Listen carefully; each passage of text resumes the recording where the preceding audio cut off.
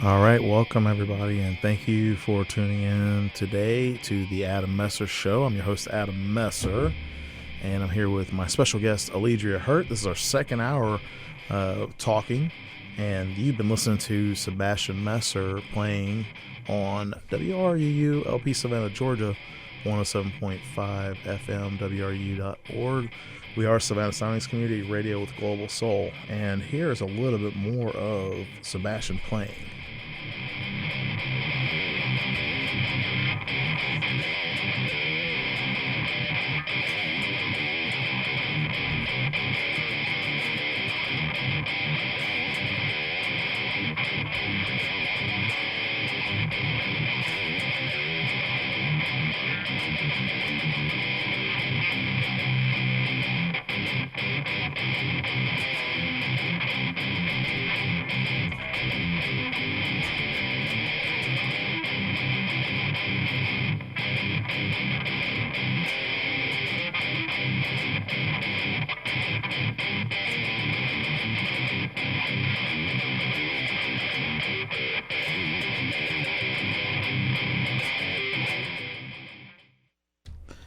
Right.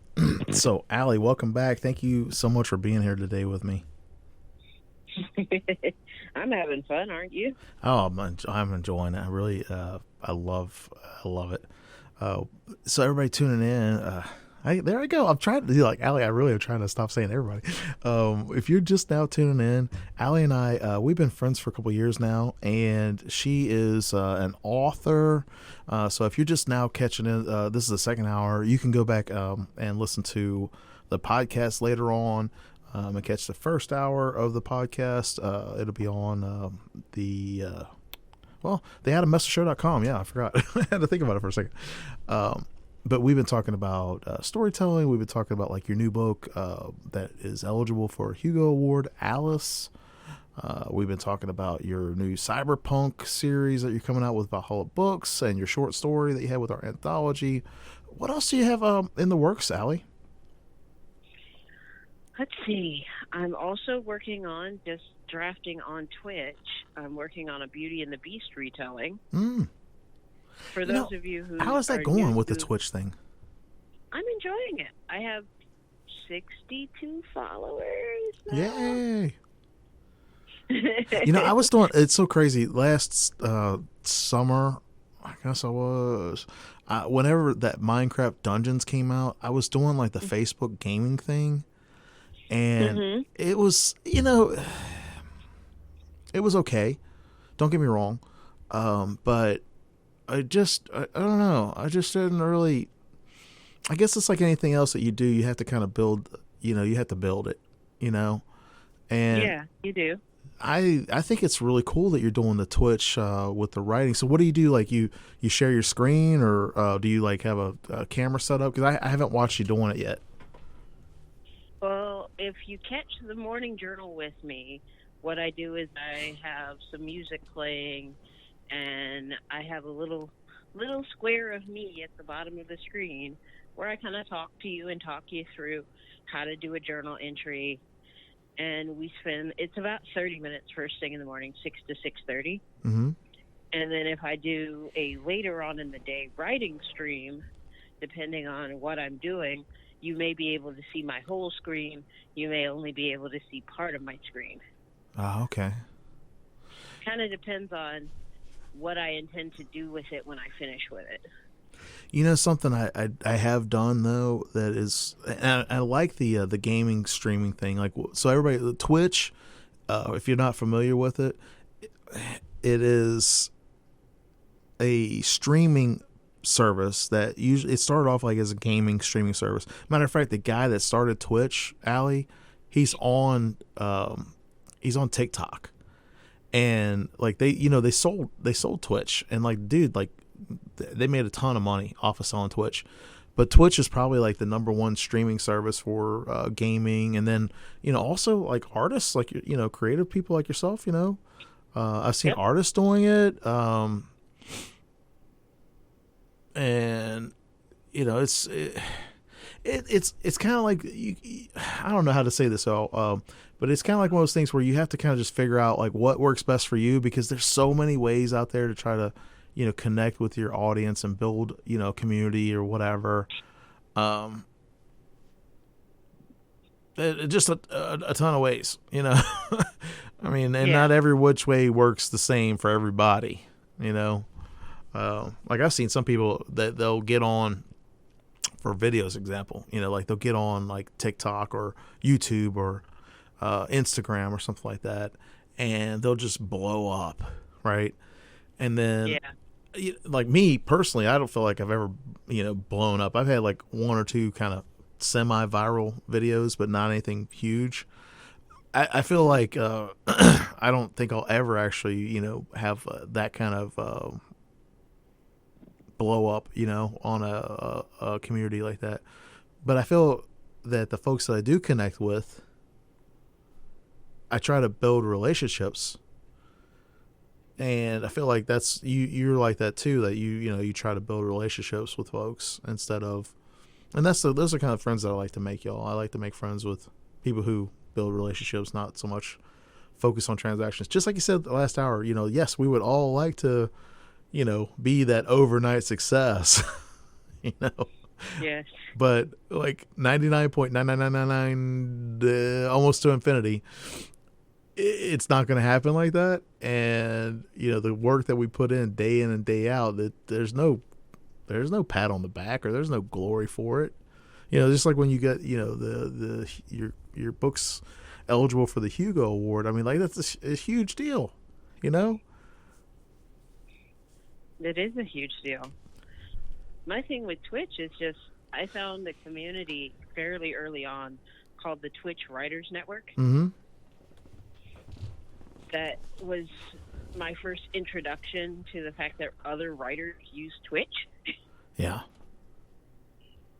I met a friend called Coffee.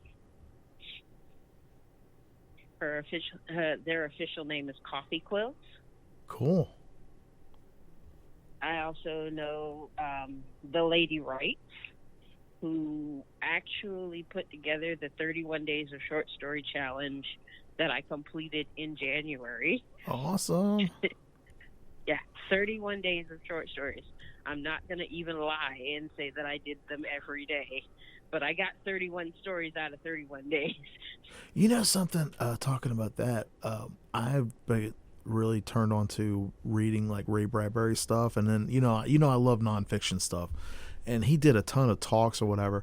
And one of the things that he said, if you want to be a better writer, is write a short story a week, right? And Yeah. So doing 31 short stories in a month, wow. Yes. How many did you end up doing? I did all 31. Ooh.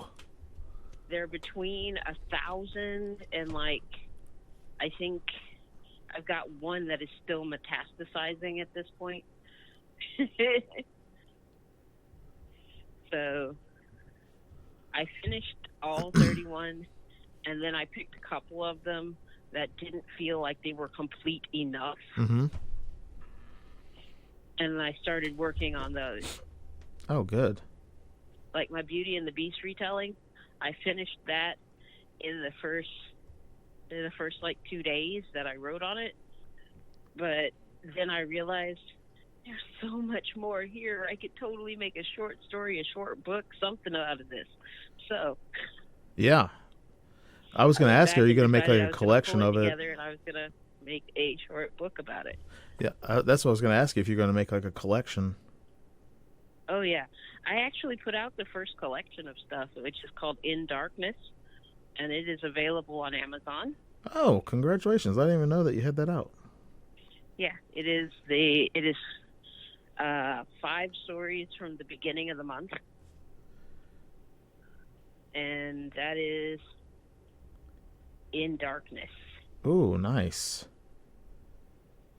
And it is just, I enjoyed writing them, and I hope people enjoy reading them, because there's nothing else quite like that. I think they will. I think they will because I mean you're a good storyteller.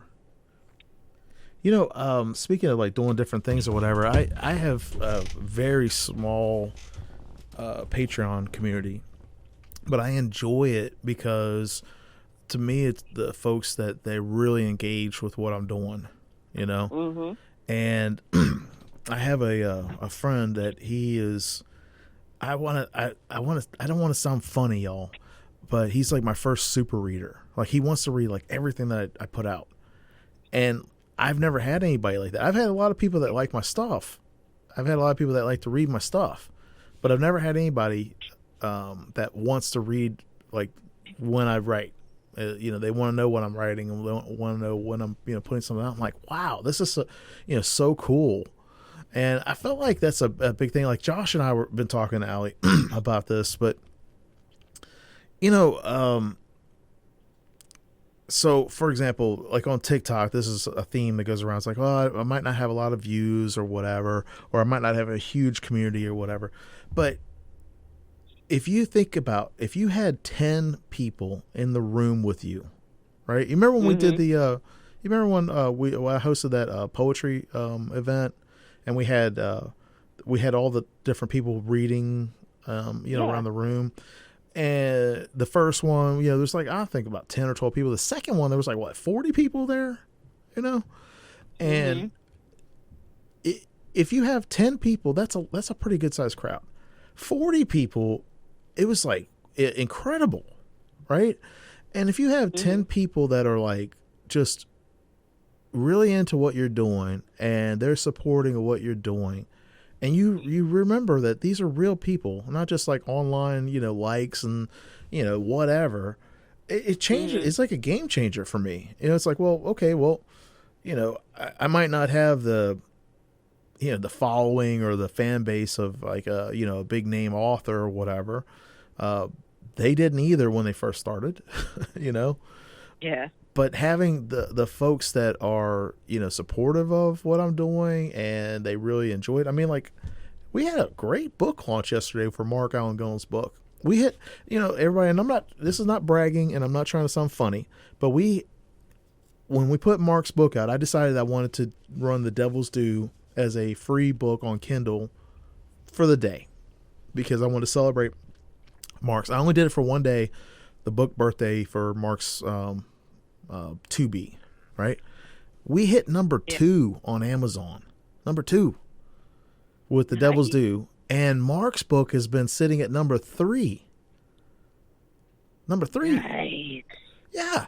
I mean, like y'all, like beautiful. When I tell you this, I'm not trying to brag, but do you realize that Amazon puts out probably close to 8,000 to 10,000 books a day?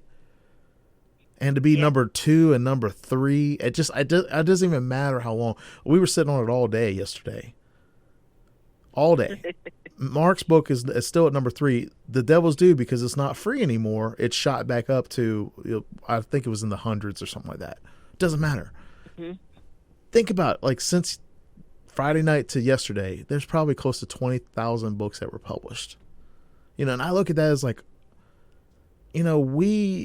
we were up there, and I know the numbers. I mean, like, I'm not going to put the numbers out there, but it wasn't like huge, staggering numbers, but it was decent.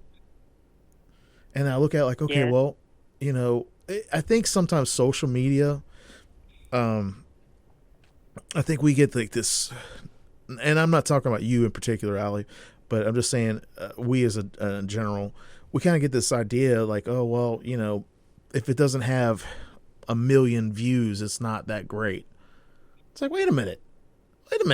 If you had 100 people sitting in a room listening to you talking, 100 people, just 100, that would be a big crowd.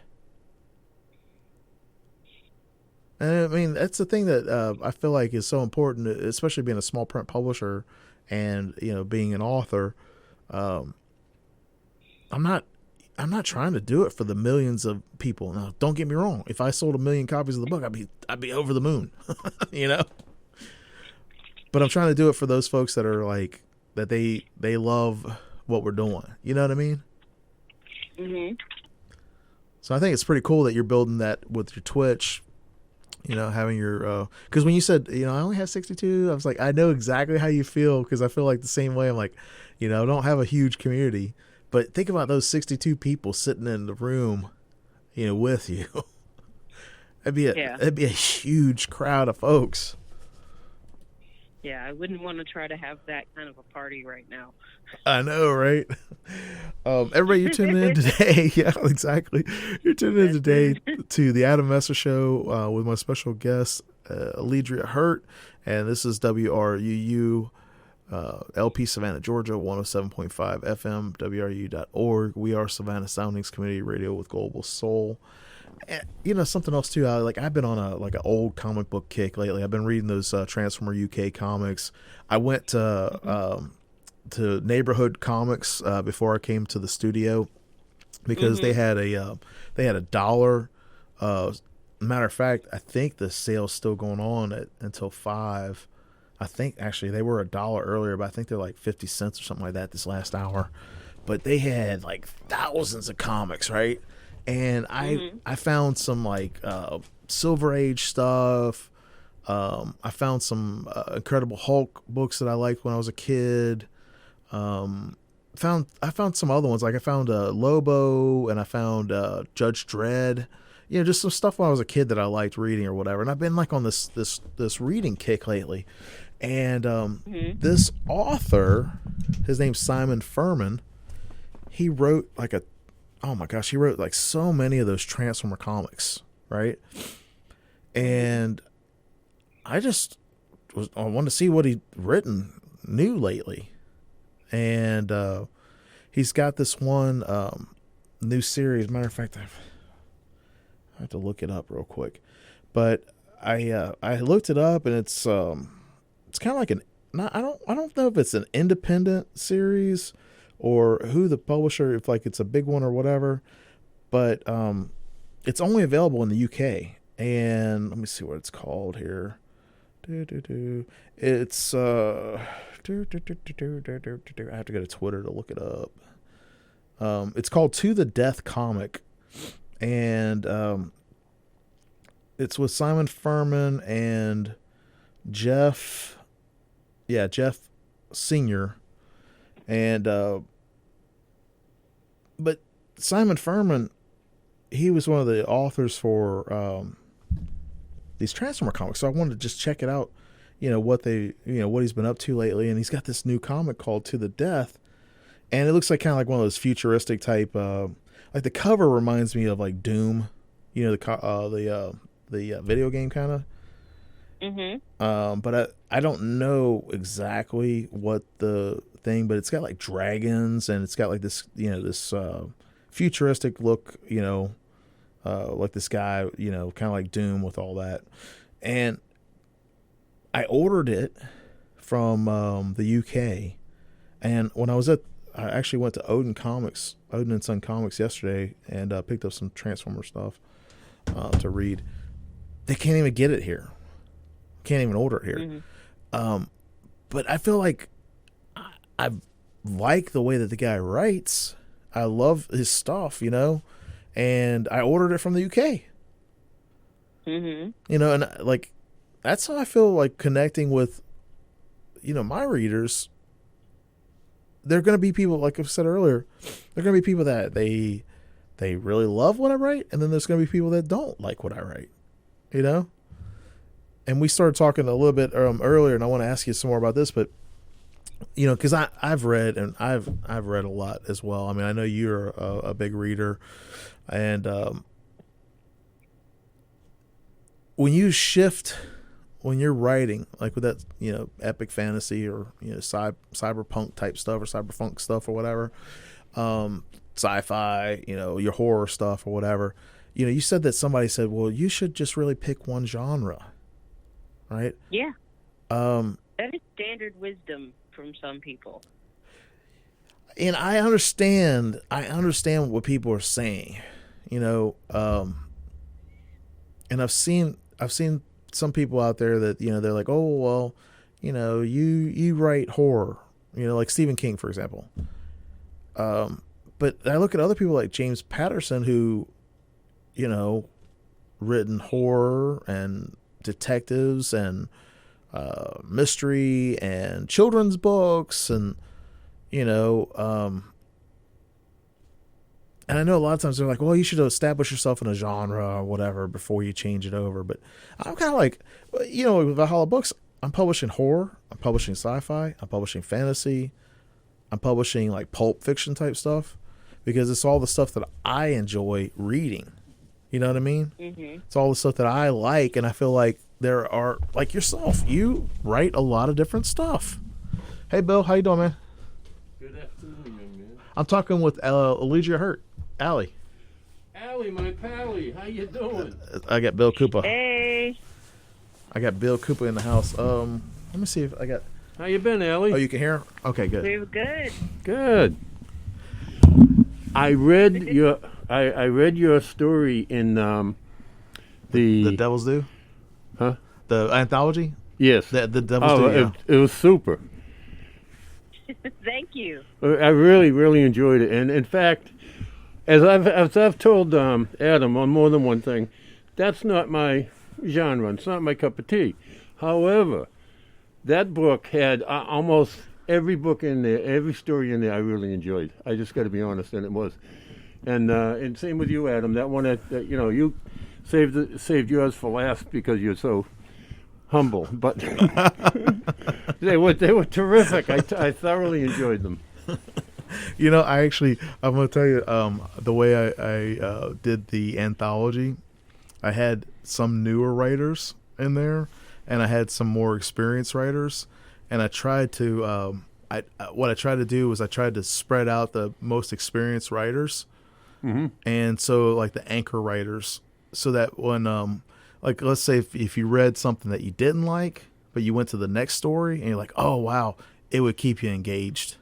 There were none that I didn't like. There was just, some you like better than others. Yeah. As I said, I love to read. I still do. It's an old goat thing, and I enjoy doing it. So it was just a treat to. We were just literally talking about that, Bill. Like some people like what you write, and some people don't. I just wish more people would read. Yeah. LOL, OMG isn't reading. How did you and Allie meet? Allie and I, I think we met. If I'm not mistaken, at Odd Lot, just watching them at Odd Lot. You used to go a lot, and so did I, right? Yeah, I used to go to Odd Lot on a regular basis. And right. We were part of the audience. I think we had mutual friends in Odd Lot. Right. And then we got introduced to each other. Yeah. And this was before you started doing stand-up on the regular. It was, really. I was just doing sit-down in the audience back then. Yeah. I went to my first Odd Lot show at GnomeCon in 2014. They did like a really good show, and I thought it was really funny how they did the skit comedy stuff. Yeah. I remember when we had Muse. Right? Yeah. Oh, yeah. Oh, that was where we went most of the time. I used to drive my motorcycle up the ramp and park right outside the door because in case it rained. Yep. Y'all want to hear something crazy about the Muse Arts Warehouse? Please. My friend Camilla Flynn, she is an artist and she's a musician. She does a lot of cool stuff. And in November of 2013, I was actually in an art show at the Muse Arts Warehouse. She had a spoken word poetry show, live jazz musicians on the stage that were playing live music as the spoken word poets were talking and doing their performance. I was on the right-hand side of the stage creating art, live art that got auctioned off for the Rape Crisis Center. That was the first time ever that I shared my artwork publicly with anybody. I never shared any art before. It's the first night that I sold any piece of art to anybody. I sold a painting for $40, and I said I just wanted to sell one just for the point of having a sale, right? And doing it, and then I donated all the rest of them to the Rape Crisis Center. And I don't really know what ever happened with those paintings that I did, but that was my kind of like start with all that. And then I met my friend Corey Brooks that night. He did the photography. and Corey and I became I remember friends. Ohana. Yeah, Corey is a really good friend of mine. And when I started doing my photography, Corey was the one that helped me get into Spotted, which led me into doing the Savannah Morning News journalism stuff. So, like, all of that started right back at the Muse Arts Warehouse. You know, and Alledria, Allie, you know that Muse was such a big part of the community. I loved it. It was always something. was. There were plays going on there, and as you said, special events like that, fundraisers for different things in there. Boy, It was that was wonderful. Such a great little black box theater. I acted in several things, and including the 24-hour play, where there Yep, was did that. it was written and performed within 24 hours. That's that was amazing. amazing. They're going at 8 o'clock at night, the writers. 8 o'clock in the morning they were done, and then at 8 o'clock at night the play went on. You're an actor too, Allie, right? Yep, I am. she is. Allie, one of the best things you were in with Gail Bird was that one that you did down at that small church that's not there anymore at Abercorn. Yeah. That was funny. That was it was a good, especially the one where you guys are walking sideways like you're going somewhere, but because you didn't have room to do it to go forward, so you're walking back and forth sideways, and you get the message. That was you're supposed to be walking somewhere. Did you get the copy of the Do Savannah this week, Bill? Yes, I did. Well, make sure you look at the article about Allie in there. Did you see it? I did. I read it. It's amazing, isn't Yeah. it? Like, I was like, what? I said, Mary Ann, look, our little Allie has made it big again. Mary Ann, she actually volunteered with Mary Ann Work, so she had a Really? connection with Mary That's Ann so and me cool. about Such a the same small time. world. Yeah. I knew Yeah. that you knew Allie. I didn't know Mary Ann knew Allie. Oh yeah. Yeah. That's so cool. We realized that we worked in the same office. No way. Yeah. I think you were volunteering there, weren't you, Allie? Yes, I was. Yeah. I was the assistant to the volunteer coordinator.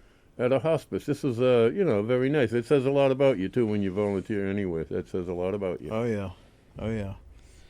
Yeah, we've been talking to Bill about storytelling, and matter of fact, right before you came in, it's so crazy that you said that, but we were just talking about how some people like your stuff and they don't, and how social media, one of the things that Josh Vasquez and I have been talking a lot about is if you had 10 people in the room with us right now that were listening to us and watching us, do the show, it'd be crazy. Yeah. It'd be incredible. But online and social media, people are like, oh, well, if you don't get like 1 million hits or whatever, 1 million likes, it's not that big or whatever. But if you thought about each person doing it, like your show that you've been doing, the Postcards from Lowell, Right. you're getting like hundreds of people watching it a week. Yeah, sometimes over 500. And if you think about if you had talking about Oh, Muse yeah. Arts Warehouse, I'm if you had amazed. 100 people sitting in the audience at Muse, Right. you'd have a great audience. Well, they only held about 100. Yeah, that's what I'm There was saying. black box. Imagine if you had 500 people sitting and watching what you're saying I in mean, person. it really is.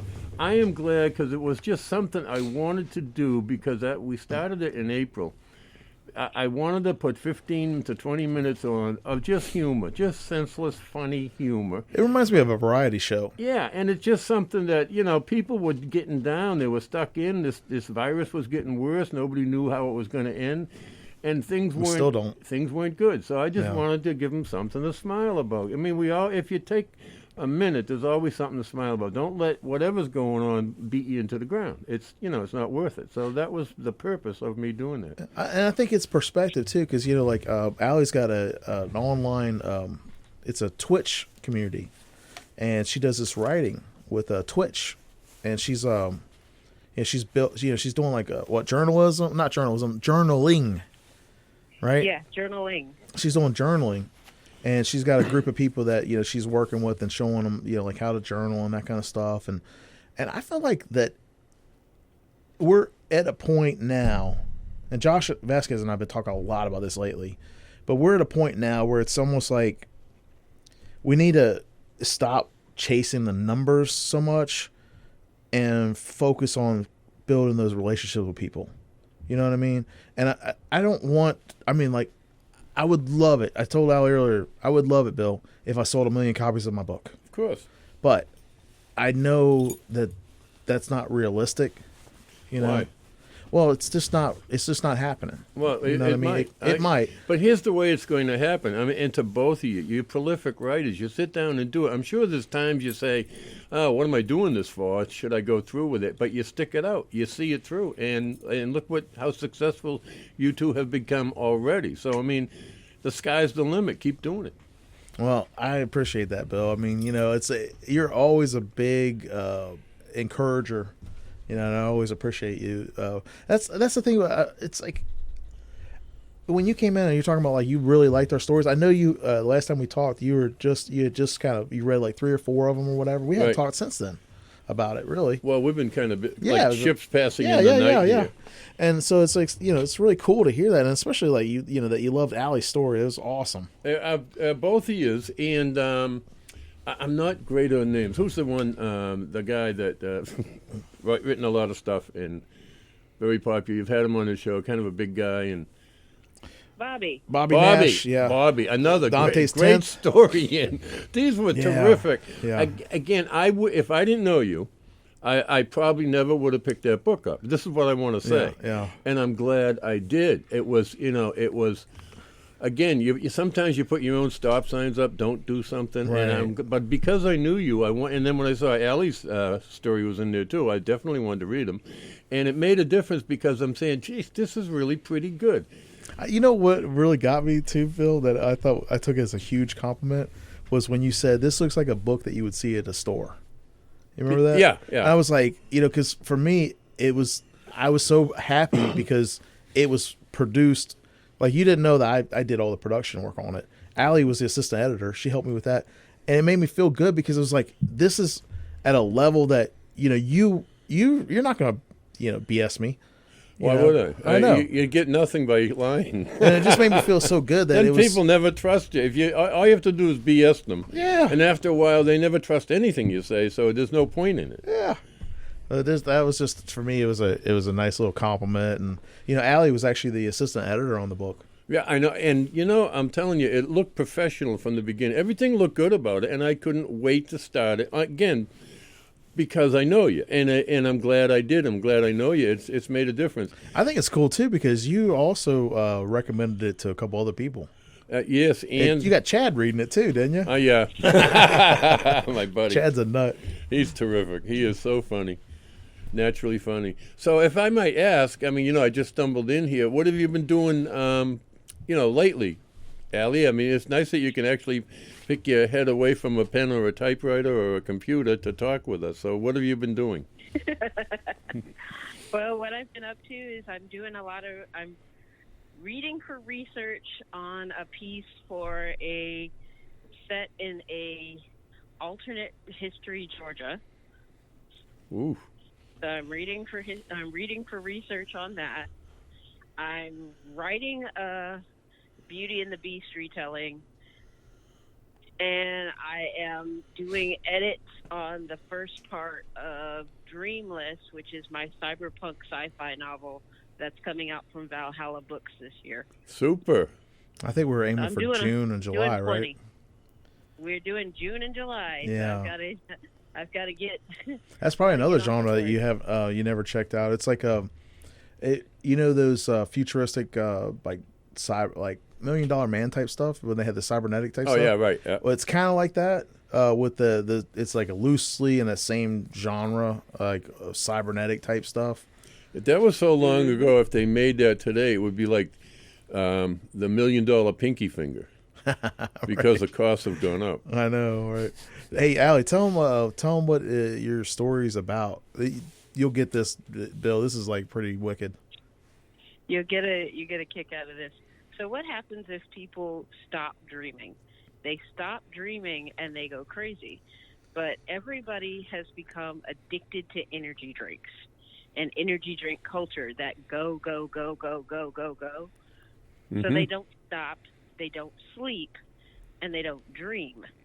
Because they don't dream, they have an entire new class of people called dreamers that are responsible for making sure that you dream so that while you are working, so that you don't go crazy. Because if you go crazy, you become a dreamless. You become untouchable. Tell them the twist too. Here's the kicker. Well, I don't want to hear the whole story again. No. It's not. It's not a spoiler. Yeah. No. Okay. Go ahead. No, the dreamless they're not zombies, but they're rabid, feral humans. And the fun part is, what happens when a dreamer becomes a dreamless?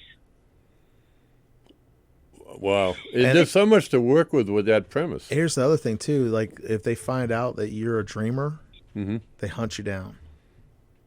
You know, they wouldn't have looked hard to find me. Every meeting I went to at work, I was daydreaming. In fact, one time, more than once, someone next to me would give me a nudge. Bill, you're snoring. You're actually a really good storyteller too, Bill. Yeah, I just have a great memory. That's why. I forward. really can remember being 2 years old and doing things then. So, and when you can think back that far, that's all I am. If Mary Ann asked me to get something from the freezer, 3 more times she'll ask me, then I'll get it because I keep forgetting. But I do remember things from a long, long time ago. Allie, did you know? You remember we did the Devil's Due, and Bill, Bill was like the devil in the the film Dead Picture Pixels. Yeah, in the film. Yeah. So Bill wrote a story that Josh and I are going to be producing, and it is. I'm not going to give this one away, but it is a fantastic. It has a wonderful twist. I actually want to include it in our next short story anthology because it's really. I mean, like you said, Bill. It comes down to like the last word. I didn't realize, even when I wrote it, I just felt like writing something. Yeah. I'm retired, so I have much more time. Folks that are working, too, and doing this, I have the ultimate respect for. Even the ones the comedians I work with, they had day jobs, and they were coming out and doing comedy at night. I had all kinds of respect for them because I have all day to think of something. But after I finished writing it, it dawned on me, after I read it a couple of times, the entire story changes on the very last word. Mm-hmm. And I didn't do that intentionally because it surprised me when I realized it. Yeah, and I thought, you got to be kidding me. And then I thought of that. That's kind of unique. Mm-hmm. And then I had read somewhere where some author, some famous author, I think he wrote, it might have been, they wrote the Mickey Spillane books or something. Anyway, detective author. He was a very famous detective author. And he was dared to write a book that changed on the very last word. And he did. And after and just to tell you, because nobody will remember the book or even think of it, but his ended like this: when they found out, Eddie was dead, they realized Eddie was a woman. Oh, okay. The whole story it twisted. Right. Nobody knew that was a woman until the very last word, and he did that on a dare.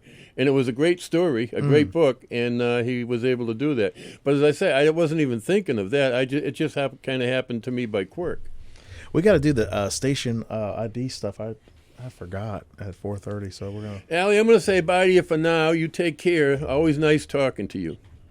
It's always good. Have a good night. Okay, thank you. And Marianne will be thrilled to hear that I talk with you. That's awesome. What does it mean when we say that WRUU is a community radio station? It doesn't just mean that we invite the community to create programming. And it doesn't just mean that we are a voice for the community. It also means that we are counting on the community to keep us going. And you are the community. Almost all of our modest budget comes from small annual or monthly donations from listeners like you. You get to enjoy our community-focused programming because many others have stepped forward to do their part. Now do your part by joining our community of listener donors. Go to WRUU.org right now and make a one-time or monthly donation. And thank you for supporting Savannah's community radio station, 107.5 FM. This is a message from the Georgia State Department of Public Health. There is a State of Georgia hotline people can call with questions or if they think they may have been exposed to the COVID-19 virus. It is 1-844-442-2681. If you believe you're experiencing symptoms of COVID-19 or have been exposed to the novel coronavirus, please contact your primary care doctor, an urgent care clinic, or your local federally qualified healthcare center. Please do not show up at an emergency room or healthcare facility unannounced. More information can be found at dph.georgia.gov. From our cobblestone streets to our stately homes, discover Savannah's maritime history and what makes Savannah, Savannah.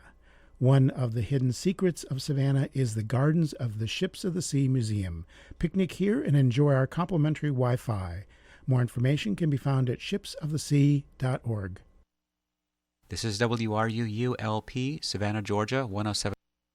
All right, everybody, and we're back. We've got Alledria Hurt here with us today in the studio, and Bill Cooper was stopping in. He's got his show up next is the Savannah at Night group, and yeah, it's such a small world, isn't it, Allie? It is. Seems like, especially in Savannah, it seems like you know somebody, you know everybody. Yeah. I think that's the cool thing about, too, like with creative people, artists, authors, entertainers, you get, I feel like you do have a really good supportive community. Not everybody, don't get me wrong. I mean, there's some people out there who are jealous and whatever, but you for the most part, you get really good people who they're supportive and they try to, like Bill, being the encourager of like, hey, I really liked your stuff. It's not, my genre that I normally would read, but I gave it a shot and I liked it, Yeah. And I mean, that's one of those things. Sometimes I do that to my dad, mm-hmm. because my dad is sometimes my first reader of things. Mm-hmm. And he's like, I don't normally read this, but because you wrote it, I will read it and I will tell you what I think. That's cool. Yeah, I like it too, because like it's just one of those things where you're trying to build something from nothing. And this is something I used to say all the time, but when you build something from nothing, that's something. When you create something from nothing, no resources, no nothing, you just start with an idea and you build something from that, it's incredible. Because people don't, sometimes I don't think people realize how much work goes into, art. And when I say art, I mean all creative endeavors. Mm-hmm. Because everything to me is art. Like storytelling, everything is storytelling. Everything is art, storytelling. We're surrounded by art. We're surrounded by stories. We see stories all the time. Everything that we do and interact with is some form of story and some form of art, which is storytelling. Art is storytelling. And I feel like that's one of the things that, going back to the same idea earlier about perspective of when not you particularly, but when you, as us plurally, right?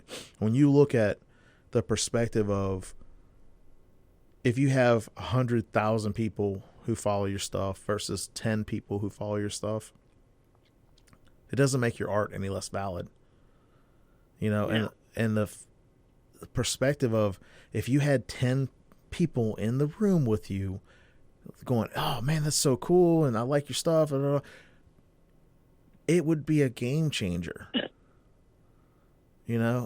I mean, just one solid person is a game changer. Just one person that loves your stuff. It's like, it kind of gives you a little pick-me-up, a little boost. It's like, wow, like Bill coming in here, I didn't pay him to say that. I hadn't even talked to Bill about the book. But it was like, wow, he really liked, the stuff, Mm-hmm.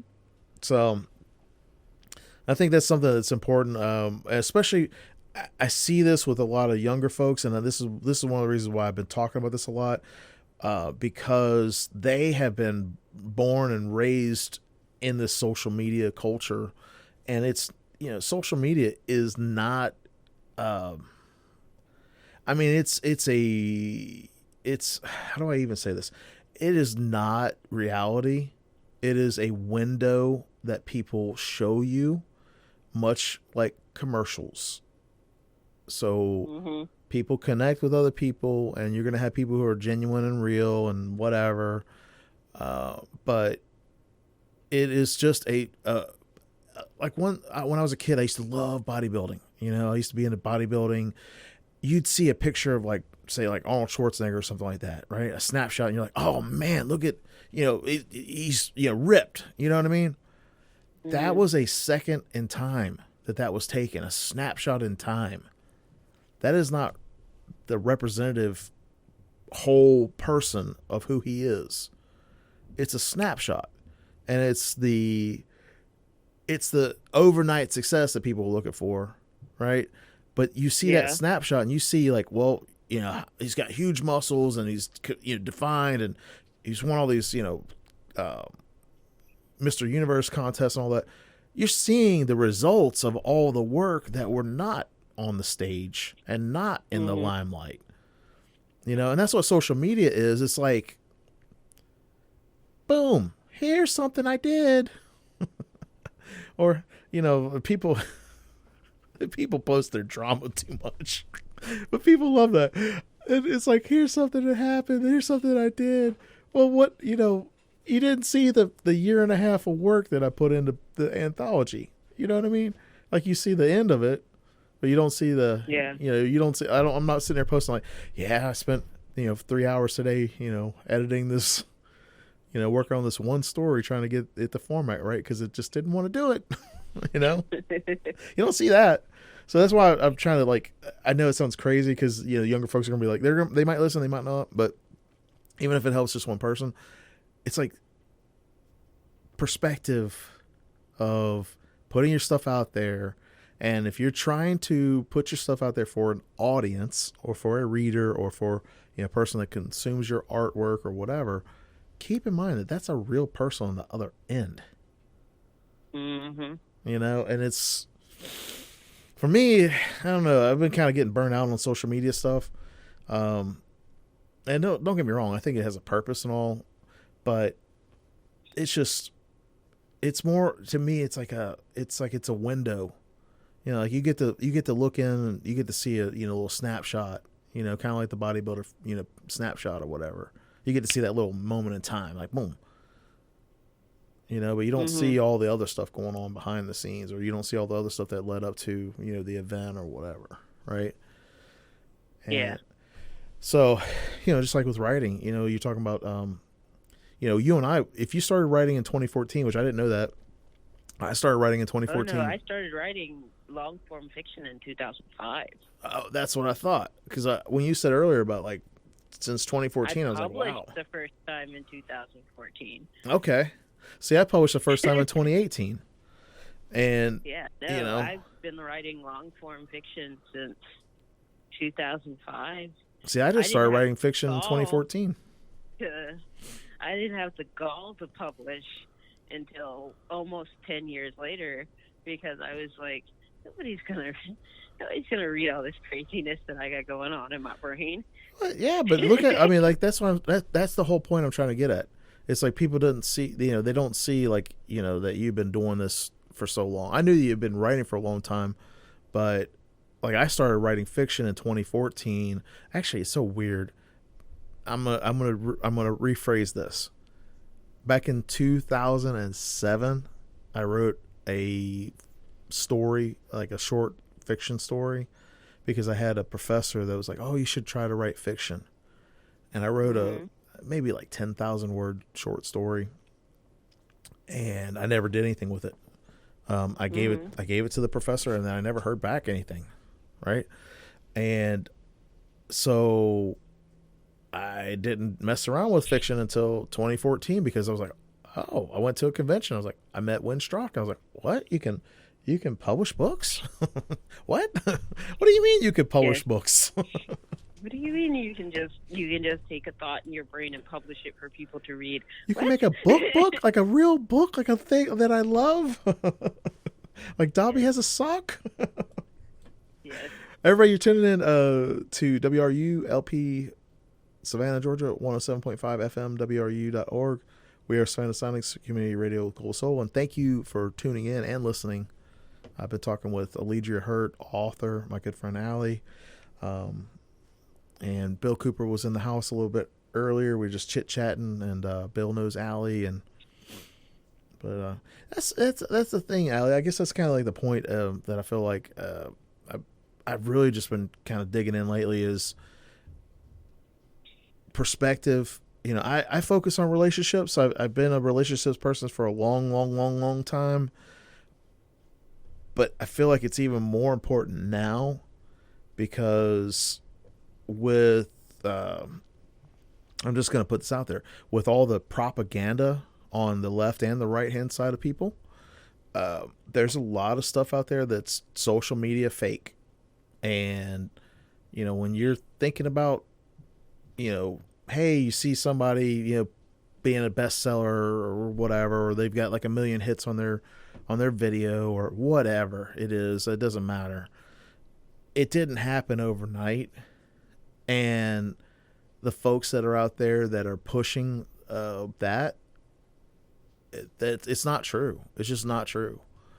So, you know, if you, for me in my mind, it's like, you know, I keep thinking about the 10 people, you know, but if you had 10 people in the room, like if you had 10 bodies in the room with you, looking at your stuff and saying, oh man, that's so cool. That's so awesome.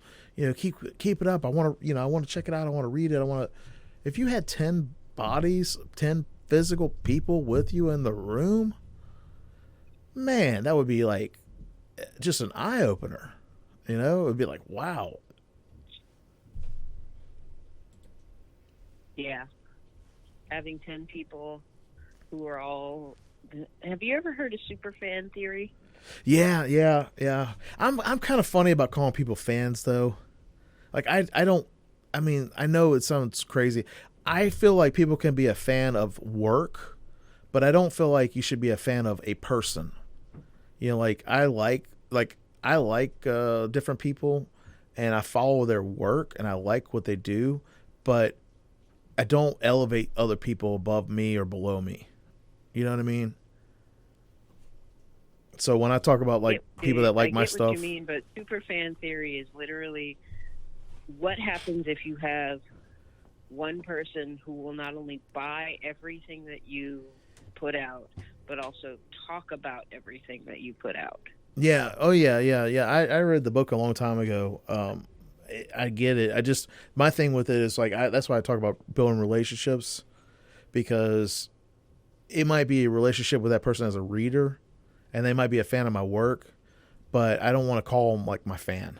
You know what I mean? Like, I feel like, I don't know how to say it.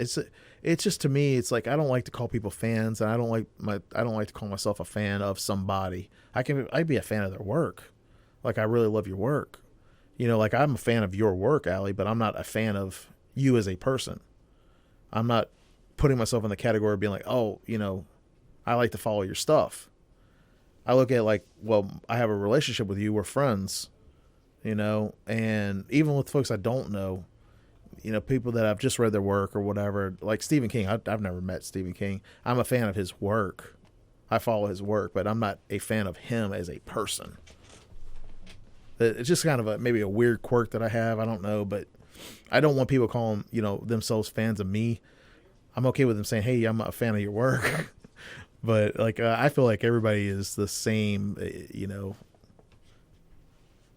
And I know what you're saying is like, you know, just super fans. You're talking about like, what if the folks were, you know, they liked your stuff and they bought everything and they talked about it and all that. And I know a lot of people are probably, oh, no. But, you know, that's just how I feel about it.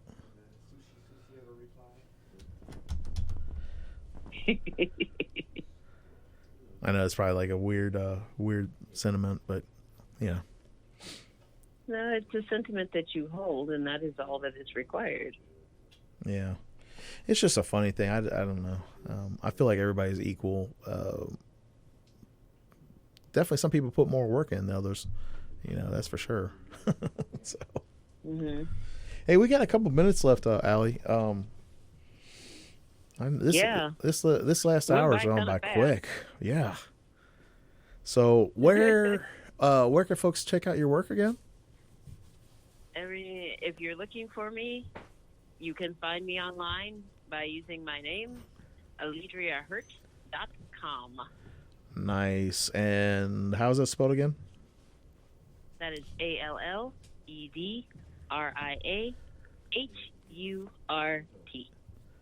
Awesome. The only reason why I asked you Spo is because you have such a unique name. Like you said, what was it, last hour? You're like the only Alledria Hurt, or the only Alledria in the U.S., right?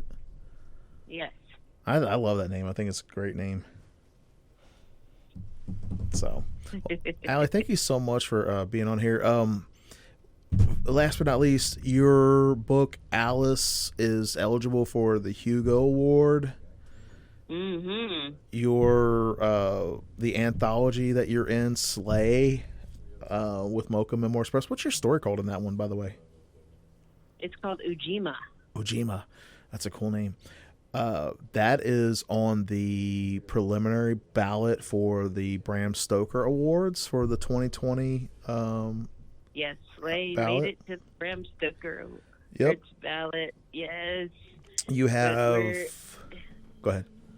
We're still waiting. We're still waiting to hear if it made it onto the formal ballot. Yeah, that'll be a process or whatever. But then you have a short story called The Black Rock and The Devil's Due, which is it just came out in October, so it's still a new anthology. And you have your new series coming out with us in Valhalla Books in June and July. And what's the series called again? It's called Dreamless. Dreamless, which I think is a pretty cool. I like the premise on that, so I'm excited about it.